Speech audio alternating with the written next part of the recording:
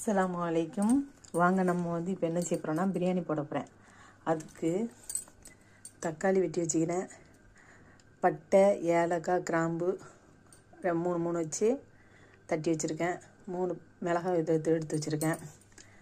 இங்கே வந்து மல்லி கொஞ்சம், புதினா கொஞ்சம். நான் 3 பேருக்கு தான் பிரியாணி போட போகிறேன்.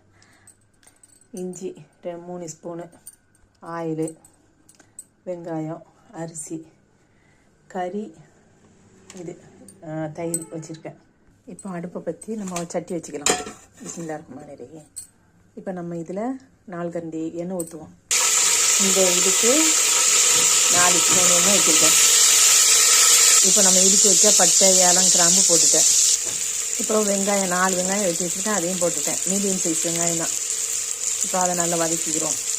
வெங்காயம் வதங்குற அளவுக்கு எண்ணெய் ஊற்றிக்கிறேன். எண்ணெய் வந்து 2 கரண்டி எக்ஸ்ட்ராவாக தெரியுதா? எண்ணெய் எவ்வளோ எண்ணெய் வச்சுருக்கேன், ஆனால் ஊற்றுனது அந்த கரண்டிக்கு வந்து 4 ஸ்பூன் தான் வச்சுருக்கேன். நம்ம கோழிக்கறியில் தான் பிரியாணி போட போகிறோம். அதனால் இந்த கோழிக்கறி என்ன பண்ணிக்கிறேன்னா, சிக்கனை கொஞ்சோண்டு இஞ்சி போட்டு, வத்தத்தூள், உப்பு போட்டு விரைவி வச்சுக்கிறேன். சரியா? கொஞ்சம் நல்லா வதங்கிட்டு இப்போ நான் வந்து மல்லியும் புதினாவும் போட்டுருவோம். இப்போ நம்ம எடுத்து வச்ச மல்லி, புதினா ரெண்டுமே கொஞ்சம் சேர்த்தாச்சு. இப்போ இதை நல்லா வதக்கிக்கலாம். இப்போ சேர்த்தப்புறம் எண்ணெய் கம்மியாகின மாதிரி இருக்குது. 2 ஸ்பூன் எண்ணெய் ஊற்றிக்கலாம்.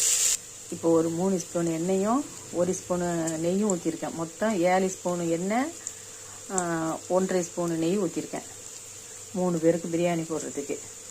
இப்போ வந்து நல்லா வசங்கிட்டு இப்போ நம்ம இஞ்சி போட்டு போட்டுடலாம்.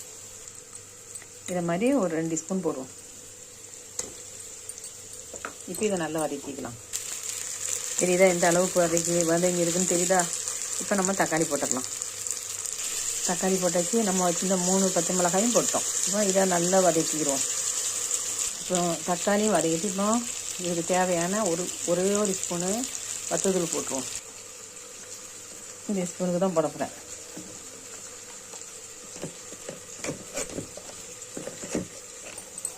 மிளகாத்தூளும் போட்டாச்சு. இது எண்ணெயிலே நல்லா வதங்கட்டும். கலர் பார்த்திங்கன்னா நல்லா ரெட் கலரில் இருக்குது. ஏன்னா அன்றைக்கி நான் வந்து 1 ஸ்பூன் தான் போட்டிருக்கேன். ஏன்னா கறியில் விரைவி வச்சுருக்கேன் 1 ஸ்பூன் போட்டு. இப்போ நம்ம தயிர் ஊற்றிடுவோம். தயிர் 100 ml ஊற்றிருக்கேன். அது ஃப்ரிட்ஜில் வச்சது, அதனால் கட்டியாக இருக்குது.